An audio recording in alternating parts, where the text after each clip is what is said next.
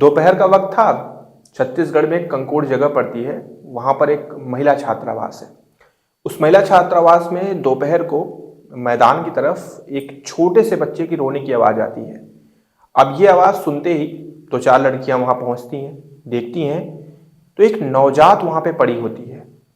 मतलब एकदम जन्मी हुई बच्ची, न्यू बॉर्न, वहां पर पड़ के हल्का हल्का रो रही होती है। ठंड का समय भी होता है। जैसे ही चीज पता चलती है, तुरंत जो छात्रावास की वार्डन है उन्हें सूचना दी जाती है। वो दौड़ के आती हैं, देखती हैं तो सच में एक नवजात बच्ची वहां पर पड़ के हल्का हल्का रो रही है, क्योंकि उसे ठंड भी लग रही है बहुत ज्यादा। ठंड का समय था, उसके शरीर पर कोई वस्त्र नहीं था। ऐसा लग रहा था कि अभी अभी पैदा हुई है और किसी ने इसको फेंक दिया है। इसके बाद तुरंत पुलिस को सूचना दी जाती है। पुलिस आती है और उस छोटी सी नवजात को लेकर चिकित्सक की जो पहली चिकित्सा होती है, हीटर के सामने रखा जाता है। फिर उसे जो है ऑक्सीजन पे रखा जाता है, क्योंकि बच्ची की हालत बहुत नाजुक होती है। अब ये प्रश्न उठ जाता है कि ये नवजात आई कहाँ से। और ये जो छात्रावास है, यहाँ पर कोई ऐसी लड़कियां नहीं रहती थी जिनकी उम्र लगभग 30 साल के ऊपर हो। सारी बच्चियां इंटर तक पढ़ने वाली ही थी उसमें, क्योंकि वो इंटर तक की लड़कियों के लिए छात्रावास था। अब ये प्रश्न उठने लगा कि पूरे छात्रावास में कोई ऐसी लड़की नहीं है जो विवाहित हो, पहली बात। और दूसरी बात ये कि अगर वो विवाहित नहीं है तो आखिर ये बच्ची आई कहां से। अब इस सवाल के घेरे में सबसे पहले वार्डन आई। वार्डन को बुलाया गया, पूछताछ की गई। उसकी लापरवाही के लिए उसको सस्पेंड भी कर दिया गया। लेकिन आगे क्या हुआ, ये हम आज की कहानी में जानेंगे। नमस्कार दोस्तों, मेरा नाम है राहुल और आप देख रहे हैं 9 PM विद JRD। अब हम चलते हैं कहानी के माध्यम से, आपको समझाते हैं। छत्तीसगढ़ के कंकोड़ पहुंचते हैं। वहां पर एक जो है छात्रावास है, और उस छात्रावास में इंटर तक की लड़कियां, मतलब 12th तक की लड़कियां उसमें रहती हैं। अब उसमें एक लड़की होती है जिसका नाम मैंने परिवर्तित कर दिया है ताकि उसके अस्मिता पर कोई असर ना पड़े, जिसका नाम होता है सालू। सालू की उम्र होती है 16 साल और 11वीं में पढ़ने वाली एक बच्ची। सालू 11वीं में पढ़ती थी, 16 साल उम्र थी, दिखने में भी ठीक ठाक थी। अब छात्रावास जो होता है, वहां पर महिला छात्रावास में किसी भी पुरुष का, किसी भी लड़के का प्रवेश पूर्णतया वर्जित था।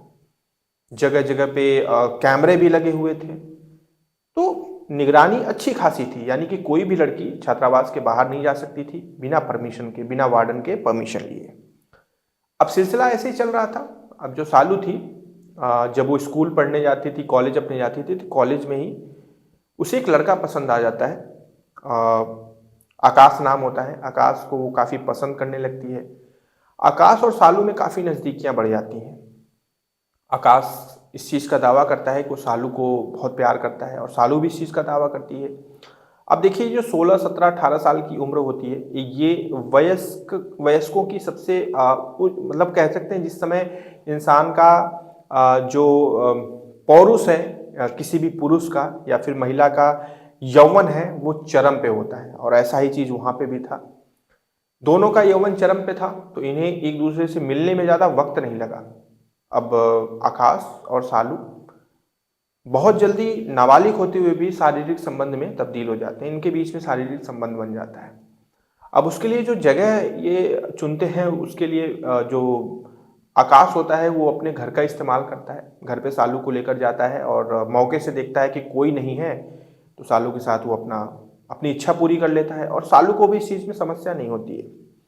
अब इनका प्रेम प्रसंग भी धीरे धीरे करके आगे बढ़ने लगता है। लेकिन कहते हैं कि उम्र का, समझदारी का बहुत फर्क पड़ता है। दोनों वयस्क थे नहीं, दोनों नाबालिग थे, इसलिए कहीं ना कहीं चूक इन्होंने कर बैठी।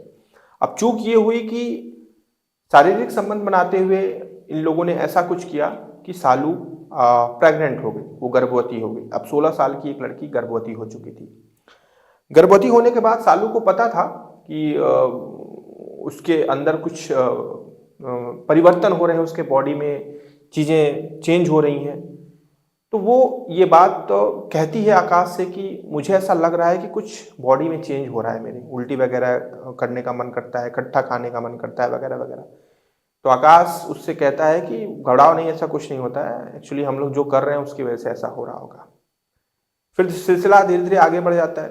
लगभग 4, 4.5, 5 महीने होने लगते हैं। अब जैसे ही सालू का पेट हल्का सा बाहर आने लगता है। सालू इस चीज़ को समझ जाती है कि वो तो माँ बनने वाली है। अब ये बात वो आकाश कहती है तो आकाश भी जान समझ गया था कि भाई इतनी कम उम्र में वो क्या ही कर सकता है। तो वो कहता है कि एक काम करो, अगर अभी सारी चीज़ें करोगी ना तो अभी का प्रोसीजर मुझे नहीं पता है। आकाश गूगल पे जाता है, फ़ोन के माध्यम से गूगल से वो जाके सर्च करता है कि 5-5 6-6 महीने के बच्चों का अब जो मतलब उनका एबॉर्शन कैसे होता है वगैरह वगैरह चीज़ें, बहुत सारी चीज़ें सर्च करता है। अब उसे कहाँ से क्या ज्ञान मिलता है हमें नहीं पता, लेकिन वो सालू को इस चीज़ को बताता है कि अभी इसको होल्ड करके रखो, कुछ समय बाद अपने आप चीज़ें हो जाएंगी सही। सालू जो है उस अजन्मे बच्चे के साथ आगे का समय जो है स्पेंड करना स्टार्ट कर देती है और वो 4 महीने से सीधे लगभग 7.5 महीने का बच्चा हो जाता है। 7.5 महीने के बाद अब सालू अपने आप को कितनी भी छुपाने की कोशिश करे, लेकिन ऐसा समझ में आने लगता था कि सालू का पेट फूला हुआ है। अब कहीं ना कहीं उसे टोक टाक का सामना भी करना पड़ रहा था। तो सालू सोचती है कि अब इस चीज को लेकर मैं अब ज्यादा दिन तक नहीं वो कर पाऊंगी। अब इसके बाद आगे क्या होता है, वो सालू ने खुद बताया है कि वो बाथरूम में जाती है, जाने के बाद वो अपनी दिनचर्या पूरी करने के लिए बाथरूम में जाती है और उसी समय उसका लेबर पेन स्टार्ट हो जाता है। और लेबर पेन स्टार्ट हो जाता है और वो उसी बाथरूम में ही एक 7.5 महीने की, लगभग 7.5 या 8 महीने कह सकते हैं, एग्जैक्ट नहीं पता है लेकिन ऐसा ही है, एक बच्ची को वो जन्म दे देती है। अब आप देखिए जरा कि एक 16 साल की लड़की, उसके अंदर कितनी हिम्मत थी। उस बाथरूम में उसने एक बच्ची को जन्म दे दिया और इस पूरे प्रसव पीड़ा को उसने सह लिया।